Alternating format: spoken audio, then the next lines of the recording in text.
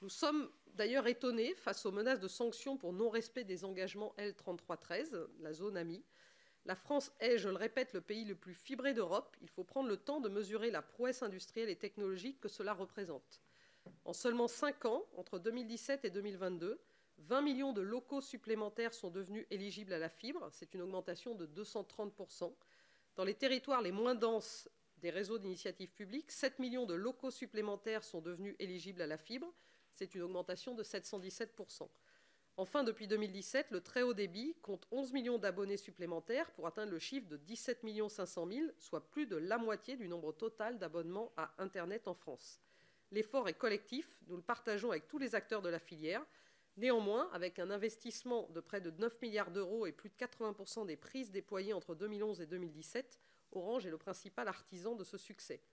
C'est aussi Orange qui, conscient de sa place au sein de la filière, a décidé seul et sans contrepartie de financer les surcoûts de ses partenaires liés aux règles sanitaires en temps de Covid. Nous avons augmenté la rémunération à l'acte de nos partenaires jusqu'à 30% et concédé des avances de trésorerie à hauteur de 375 millions d'euros pour la seule année 2020. Ce choix a permis de maintenir le rythme des déploiements au pire de la crise et avec 6 millions de prises FTTH déployées, 2020 a même été une année record. Nous aurions pourtant pu faire un tout autre choix, celui de nous délier sur le plan juridique de nos obligations réglementaires et de nos engagements à la faveur de l'état d'urgence sanitaire. Nous avons fait le choix strictement inverse, celui de maintenir les déploiements quoi qu'il en coûte.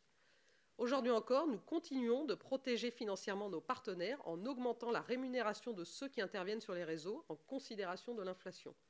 Toutes ces raisons et ces chiffres expliquent ma surprise lorsqu'on m'a informé de menaces de nous sanctionner pour des retards de déploiement allégués.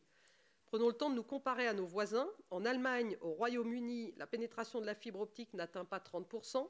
En France, elle est de plus de 80%. Même si nous étions en retard sur nos engagements, ce que nous contestons, de quelques dizaines de milliers de prises, serait-ce juste, raisonnable ou encore utile de sanctionner l'opérateur qui a fait de la France le pays le plus fibré d'Europe ?